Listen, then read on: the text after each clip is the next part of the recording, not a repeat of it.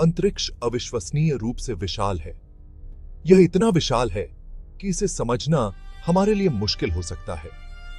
जब हम रात के आकाश को देखते हैं तो हम केवल एक छोटे से हिस्से को देख पाते हैं। सितारों और आकाश गंगाओं के बीच की दूरी को समझना मुश्किल है। हमारी आकाश गंगा मिल्की वे में ही अरबों तारे हैं और यह केवल एक आकाश गंगा है। ब्रह्मांड में ऐसी अरबों आकाश गंगाएं हैं। जब हम ब्रह्मांड के बारे में बात करते हैं तो हमें गति के बारे में अलग तरह से सोचने की जरूरत है।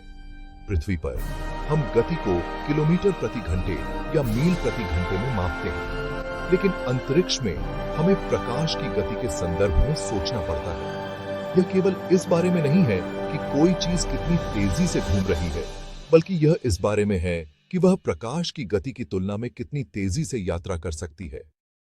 वह प्रकाश की गति लगभग 292 किलोमीटर प्रति सेकंड है। यह इतनी तेज है कि यह एक सेकंड में पृथ्वी के चारों ओर 7 बार घूम सकती है। लेकिन ब्रह्मांड इतना विशाल है कि प्रकाश को भी एक आकाश गंगा से दूसरी आकाश गंगा तक पहुंचने में लाखों साल लग सकते हैं। इसलिए जब हम अंतरिक्ष में गति के बारे में बात करते हैं तो हमें इस विशालता को ध्यान में रखना पड़ता है। अंतरिक्ष में यात्रा करने के लिए हमें नई तकनीकों और तरीकों की आवश्यकता होगी। वर्तमान में हमारे पास ऐसी तकनीक नहीं है जो हमें प्रकाश की गति से यात्रा करने की अनुमति दे सके, लेकिन वैज्ञानिक और इंजीनियर इस दिशा में काम कर रहे हैं। भविष्य में हो सकता है कि हम ऐसी तकनीक विकसित कर सकें जो हमें ब्रह्मांड के दूरस्थ कोनों तक पहुंचने में मदद करे। अंतरिक्ष की विशालता और गति की अवधारणा हमें यह समझने में मदद करती है कि हमारा ब्रह्मांड कितना अद्भुत और रहस्यमय है। यह हमें प्रेरित करता है कि हम और अधिक जानें और खोजें। अंतरिक्ष अविश्वसनीय रूप से विशाल है। यह इतना विशाल है कि इसे समझना हमारे लिए मुश्किल हो सकता है। जब हम रात के आकाश को देखते हैं तो हम केवल एक छोटे से हिस्से को देख पाते हैं। सितारों और आकाश गंगाओं के बीच की दूरी को समझना मुश्किल है।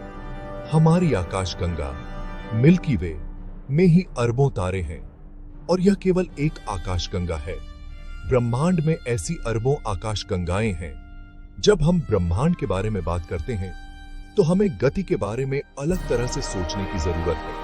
पृथ्वी पर हम गति को किलोमीटर प्रति घंटे या मील प्रति घंटे में मापते हैं, लेकिन अंतरिक्ष में हमें प्रकाश की गति के संदर्भ में सोचना पड़ता है। यह केवल इस बारे में नहीं है कि कोई चीज कितनी तेजी से घूम रही है, बल्कि यह इस बारे में है कि वह प्रकाश की गति की तुलना में कितनी तेजी से यात्रा कर सकती है। वह प्रकाश की गति लगभग 292 किलोमीटर प्रति सेकंड है। यह इतनी तेज है कि यह एक सेकंड में पृथ्वी के चारों ओर 7 बार घूम सकती है। लेकिन ब्रह्मांड इतना विशाल है कि प्रकाश को भी एक आकाश गंगा से दूसरी आकाश गंगा तक पहुंचने में लाखों साल लग सकते हैं। इसलिए जब हम अंतरिक्ष में गति के बारे में बात करते हैं तो हमें इस विशालता को ध्यान में रखना पड़ता है। अंतरिक्ष में यात्रा करने के लिए हमें नई तकनीकों और तरीकों की आवश्यकता होगी। वर्तमान में हमारे पास ऐसी तकनीक नहीं है जो हमें प्रकाश की गति से यात्रा करने की अनुमति दे सके, लेकिन वैज्ञानिक और इंजीनियर इस दिशा में काम कर रहे हैं। भविष्य में हो सकता है कि हम ऐसी तकनीक विकसित कर सकें जो हमें ब्रह्मांड के दूरस्थ कोनों तक पहुंचने में मदद करे। अंतरिक्ष की विशालता और गति की अवधारणा हमें यह समझने में मदद करती है कि हमारा ब्रह्मांड कितना अद्भुत और रहस्यमय है। यह हमें प्रेरित करता है कि हम और अधिक जानें और खोजें।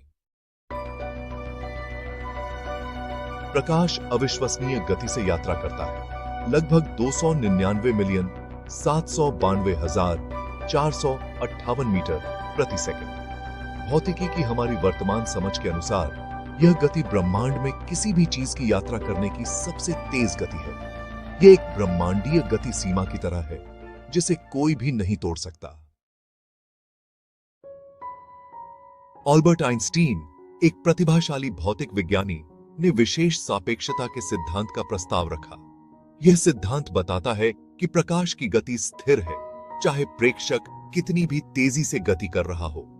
यह हमें यह भी बताता है कि जैसे जैसे कोई वस्तु प्रकाश की गति से पहुंचती है, स्थिर प्रेक्षक के सापेक्ष उस वस्तु के लिए समय धीमा हो जाता है। टैच्योन काल्पनिक कण हैं जिनके बारे में माना जाता है कि वे हमेशा प्रकाश से भी तेज गति से यात्रा करते हैं, जबकि उनके बारे में सोचना आकर्षक है। टैच्योन कभी नहीं देखे गए हैं और उनका अस्तित्व विशुद्ध रूप से सैद्धांतिक है। यदि वे मौजूद होते तो वे भौतिकी की हमारी मूलभूत समझ को चुनौती देते। खंड 5, अज्ञात की खोज, वार्प ड्राइव और वर्म होल। यह अध्याय हमें उन रोमांचक अवधारणाओं की ओर ले जाता है जो विज्ञान कथा की दुनिया में अक्सर देखी जाती हैं। विज्ञान कथा अक्सर वार्प ड्राइव और वर्म होल जैसी अवधारणाओं का उपयोग करके प्रकाश से भी तेज गति से यात्रा करने के विचार की पड़ताल करती है। ये अवधारणाएं न केवल हमारी कल्पना को उड़ान देती हैं, बल्कि हमें यह सोचने पर मजबूर करती हैं कि क्या वास्तव में ऐसा संभव हो सकता है। वार्प ड्राइव में अंतरिक्ष यान के सामने अंतरिक्ष समय को संपीड़ित करना और उसके पीछे उसका विस्तार करना शामिल होगा, जिससे अंतरिक्ष यान को प्रकाश की गति से भी तेज गति से यात्रा करने की अनुमति मिल सके। यह विचार पहली बार 1994 में भौतिक विज्ञानी मिगुएल अल्कुविएरे द्वारा प्रस्तावित किया गया था, जिससे प्रकाश से भी तेज गति से यात्रा हो सकेगी। यह अवधारणा सैद्धांतिक रूप से संभव है, लेकिन इसके लिए नकारात्मक ऊर्जा घनत्व की आवश्यकता होगी, जो वर्तमान में हमारे पास उपलब्ध नहीं है। फिर भी यह विचार वैज्ञानिकों और इंजीनियरों को प्रेरित करता है कि वे भविष्य में इस दिशा में काम करें। दूसरी ओर, वर्महोल सैद्धांतिक सुरंगें हैं जो अंतरिक्ष समय में दो दूर के बिंदुओं को जोड़ती हैं। यह अवधारणा पहली बार 1935 में अल्बर्ट आइंस्टीन और नाथन रोसेन द्वारा प्रस्तावित की गई थी, जिसे आइंस्टीन-रोसेन ब्रिज के रूप में भी जाना जाता है, जो अंतरिक्ष समय में दो दूर के बिंदुओं को जोड़ती हैं, संभावित रूप से तात्कालिक यात्रा की अनुमति देती हैं। वर्महोल का विचार हमें यह सोचने पर मजबूर करता है कि क्या हम वास्तव में ब्रह्मांड के किसी भी कोने में तुरंत पहुंच सकते हैं, संभावित रूप से तात्कालिक यात्रा की अनुमति देती हैं। हालांकि वर्महोल की स्थिरता और व्यावहारिकता अभी भी एक बड़ा सवाल है।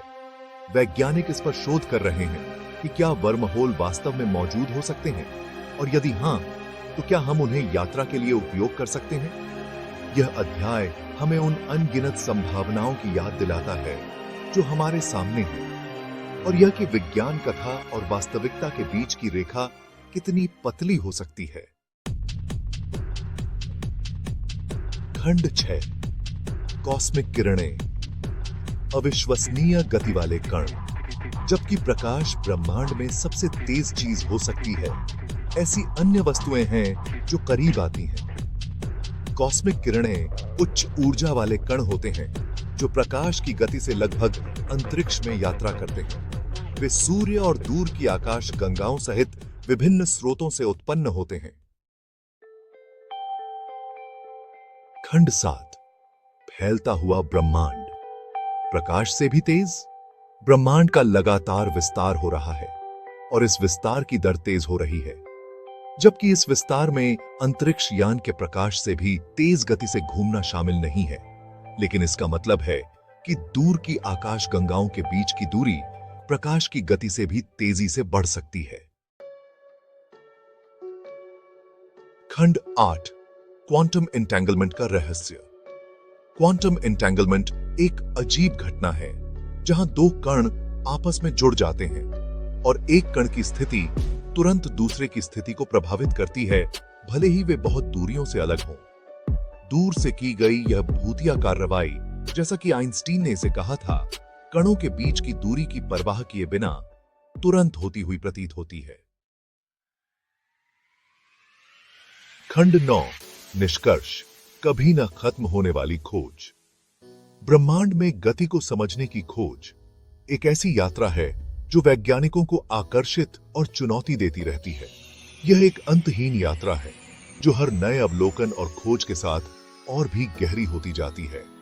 वैज्ञानिकों ने सदियों से इस रहस्य को सुलझाने के लिए अपने जीवन को समर्पित किया है और हर बार उन्हें कुछ नया और अद्भुत मिलता है।